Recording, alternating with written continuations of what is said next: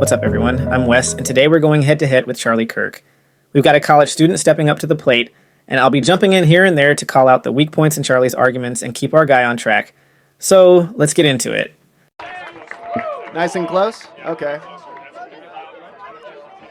And, ma'am, I want to hear from you again in a sec. Okay? Yeah. Yes. Hi. How are you? So, earlier, I heard you call Washington a den of thieves, which I fully agree with, keep in mind. I'm going to preface that immediately. Don't agree with Democrats. However, I want to know from you, and I want to get your opinion on, why is Donald Trump any different from all the other thieves that are in Washington right now, looting and pillaging the earnings of the working class? It's a good question. First of all, he cut your taxes. Sure, Trump cut taxes, but most of it went straight to the rich. By 2027, the top 1% will rake in 83% of those cuts. And instead of raising wages or creating jobs, big corporations just used their tax breaks for stock buybacks. Regular people got the crumbs. Number two, he made it easier for you to own a home. Number three. Made it easier to own a home? Not at all. Housing prices soared during Trump's presidency, hitting a median of $315,000 by August 2020, an increase of $86,300 or 37.7% since he took office. Home. Number three, we had no new wars, which I'm sure you care about. So this is important. He actually starved the beast of the military-industrial complex. Starved it? Really? Yeah. Starving the military-industrial complex? Please. Trump increased military spending to over $700 billion a year, more than Obama's average of about $649 billion. And let's talk about no new wars. While he didn't start any new ones, that's mainly due to geopolitical dynamics at play. His administration still engaged in conflicts, and his assassination of Iranian General Soleimani risked escalating tensions. Instead of cutting back, he poured cash into the military, so claiming he starved the beast? That's a flat-out lie. Starved it? Really? Yeah. Did Russia invade Ukraine? Yeah, they did. Under Trump? No, but they were Okay. probably going to do it anyway. Yeah, exactly. They've had a very big blood and soil thing going on in Russian politics Well, hold for a on. while No, this is now. important. Let's talk about this Kinda logically. it was kind of coming. So under Bush, Russia takes Georgia. Under Right. Obama, Russia takes Crimea. Under Right. Biden, Russia takes the Donbass. Why is it that they didn't do anything for 4 years under Trump? I thought he was a Russian agent.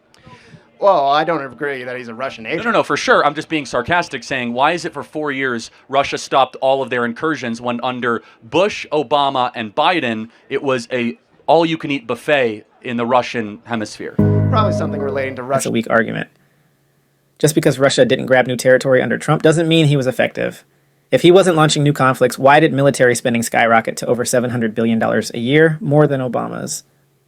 Russia may not have annexed new territory, but they were still meddling in our elections and escalating tensions elsewhere. So, while he didn't initiate new wars, his presidency fueled military spending and operations, proving he was anything but anti-war. Probably something relating to Russian politics. I'm not sure. I'm Okay, not no, but well-versed this is on the point, subject. is that the answer is that Trump was a peace president, unlike the den of thieves that are currently running this country. I don't know if I would Calling Trump a peace president is ridiculous. Sure, he didn't start new wars, but his time was filled with increased military actions, like drone strikes in Syria and Afghanistan. Plus, his approach to North Korea ended with empty promises and no real progress. And let's talk about the den of thieves comment. That's rich coming from someone with a presidency loaded with scandals and investigations, from impeachment for abuse of power to ongoing criminal inquiries. If you want to talk about accountability, Trump's record is a mess. Country. I don't know if I would call a peace president someone who drops a Moab to kill terrorists in... Where was it? It was ISIS, I believe, right? He just dropped a Moab on that mother... Which is pretty cool. Keep in mind. No, I mean, I do want to ask a question. What is a terrorist? A terrorist is someone who, well, commits terrorist acts, bombings, shootings. Sure. Let's see, what else? So should those people be...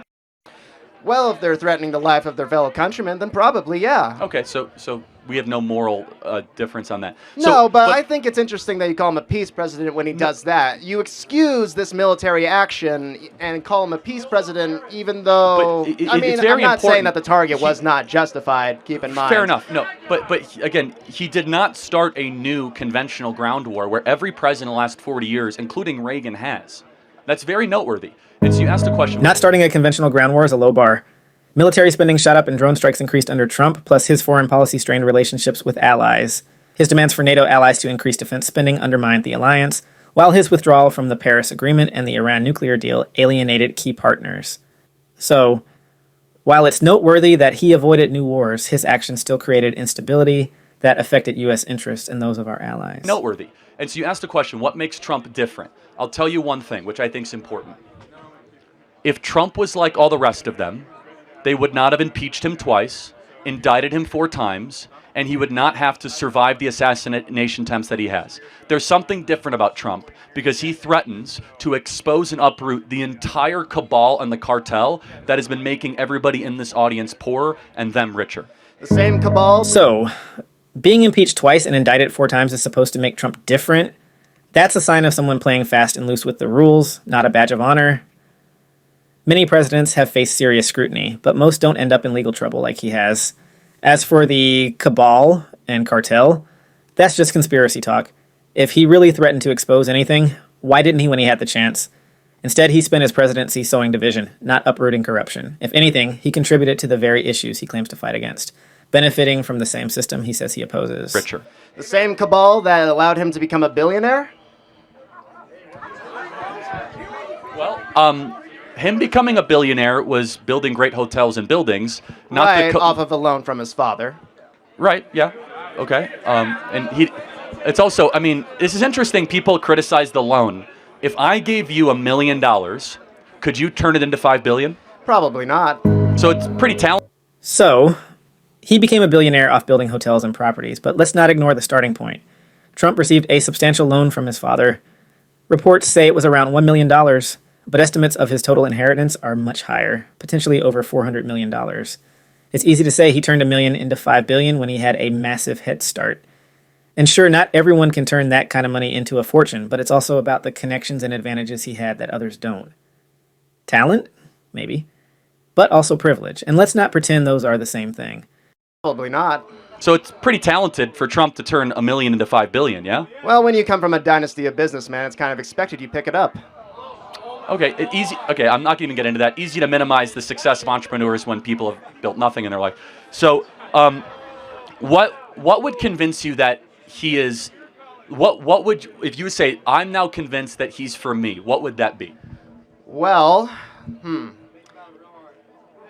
Well, if I wanted him to be for me, I would probably want him to make college free. I think it's ridiculous that we have to pay for a higher education in the first place. So wait, hold on. Guys, it's really, You asked me. You asked me. No. I'm not making fun. I'm trying to calm down the interested in crowd. your Actually, mind. I'm trying to. So by free, you mean that somebody else pays for your college? Pretty much, yes. Okay, got it. So let's just play this out. I didn't go to college. Okay. You're in college. Why should I have to pay more in taxes so you go to college? Make the argument. Civic duty. So you didn't go to college and now you think your taxes shouldn't help others? That's a pretty selfish take. Education benefits society as a whole. It leads to a more skilled workforce, better innovation, and ultimately a stronger economy. Plus, taxpayers often fund all kinds of programs they don't personally use. It's about investing in the future, not just your own experience. You don't have to have gone to college to recognize that a well-educated population benefits everyone. Make the argument. Civic duty. I would say that being able to fund the education, the higher education rather, of more people, especially in a modern economy, which is so digitized, things like computers are becoming What are you incredibly studying? important. I'm currently studying psychology. Got it. No, it's incredibly interesting because basically what you're saying is those of you that work harder and produce more, you must fork over by force to those that do not work as hard. Yeah? Would you rather... So, you think the rich shouldn't pay more just because they work hard? That's a naive take. Their wealth isn't just from hard work. It's built on a system that gives them advantages, like tax loopholes and political connections. Many billionaires pay around 15% or less in taxes, while regular workers often face rates over 20%. That's not fair. When we talk about a fair share, it's not just about how much money they pay, it's about their effective tax rate. Tax policy should ensure that those with more resources pay a higher percentage to fund public services that benefit everyone. It's not about punishing hard work, it's about fairness and equity in our society. If you're truly successful, you should recognize that your wealth comes from a system that supports you. Stop pretending it's unfair for the rich to give back. Yeah? Would you rather they just keep all their money? CEOs, billionaires, they just don't pay taxes Well, at all? I think I think a reduction of taxes. We already pay the majority. I'm part of the 1%. We already pay a majority of the taxes in this country, vast majority of the taxes. And so, what would I prefer? I'd prefer that more people keep your own hard-earned money, and the government shrinks dramatically in its size, because that increases liberty and freedom. Let me tell you what's going to happen, though. It's easy to pick on people like me. One day I'm paying 50%. Soon it will be 60%. Then it'll be 70%, and then they'll come for you, because eventually I'm going to run out of money. And you can laugh and chuckle, but eventually they're going to come for the working class and the middle class. They already are. They've already come for the working class. Yeah, that but has you know not why? changed. Yeah, because the reservoir is getting dry. Is that eventually? Right. Yes, the reservoir is getting dry. It's easy to roll, and they don't just want to, fund more of their doomed no, programs. it's easy to roll your eyes, and it's easy to criticize rich people, of which I'm very blessed, and that's fine. But have you ever gotten a job from a poor person? So what? Just because you're blessed doesn't mean you can ignore the reality of wealth inequality.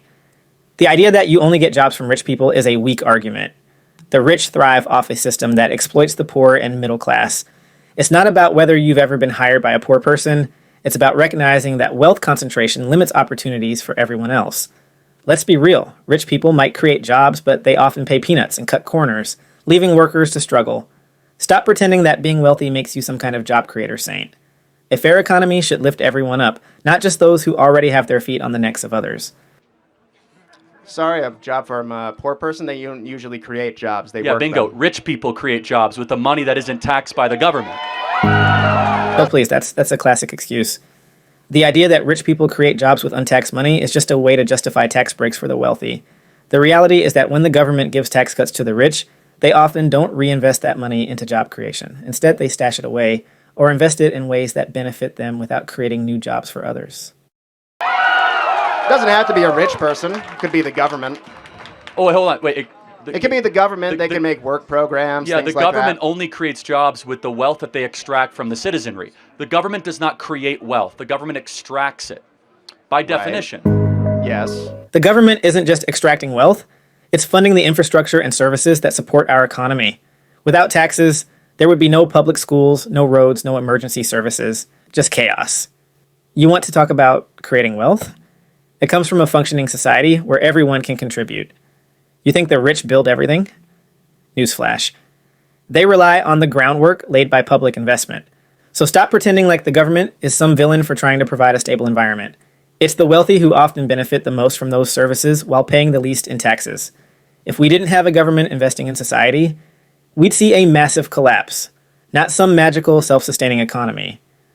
The real issue is that the rich are hoarding wealth instead of contributing their fair share to the society that allows them to thrive. Yes. So therefore, what I'm saying is that if everyone here wants jobs, it's easy to pick on people like me. It's easy to say, you got to pay more, you got to do more. What is hard is actually to have a mature argument rooted in liberty saying you can earn a vast majority of what you could keep a vast majority of what you earn, and that we're going to increase freedom and liberty so that you can actually one day be in the 1%. Yeah, but when you talk about small governments, like what programs will have to be sacrificed? Will it have to be food stamps, Medicare, Medicaid? Well, how about one we child can tax agree credits? with? Sending money to Ukraine. Sending money to Ukraine? We should Yeah, stop I sending. $200 billion should not be sent to Ukraine. Yeah, I don't really agree with imperialist wars. I agree. So there we agree with something. Of course. Yeah, there's tons of duplication, waste, fraud, and abuse. We have trillions of dollars of unnecessary spending. You're coming after this in a really good perspective and a good faith argument, and I respect that. My closing argument this will be this, which is that a small amount of entrepreneurs make the world a better place. It is so tempting to be filled with envy, as we call in the Christian tradition, covetousness, which is the 10th commandment. I'm not saying you're a Christian. I'm just saying in the Christian tradition, we believe it, to say, you shouldn't have that. I'm going to take that from you. What is hard but actually makes society better is to restrain yourself and say, when you see a big house, don't say, I don't think anybody should live like this. Instead say, I want everybody to live like this. And that is a totally different perspective. But didn't Jesus also say... What a condescending take. Just because a few entrepreneurs might make the world a better place doesn't mean we should ignore the systemic issues that allow the wealthy to hoard resources while the rest of us struggle. Envy isn't the problem. It's the blatant inequality that leads to resentment. And spare me the Christian morality lesson.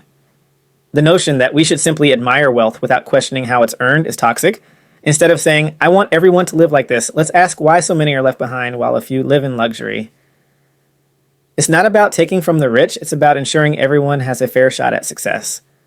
Your perspective sounds nice in theory, but in reality, it ignores the structures that keep the rich at the top and the rest of us down. Didn't Jesus also say, render unto Caesar what is Caesar's? No, for sure. I'm not saying I'm not going to pay taxes. That's a different argument, right? So he was talking about pay your taxes if the government issues you a tax bill, of which I do.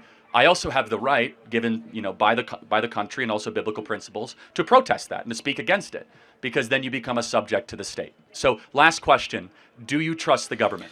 Absolutely not. We agree. So then, if you don't trust the government, shouldn't we stop sending so much money to the government? Well, I prefer if we just had a completely different political framework in the first place. Fair enough, but I think we can agree that.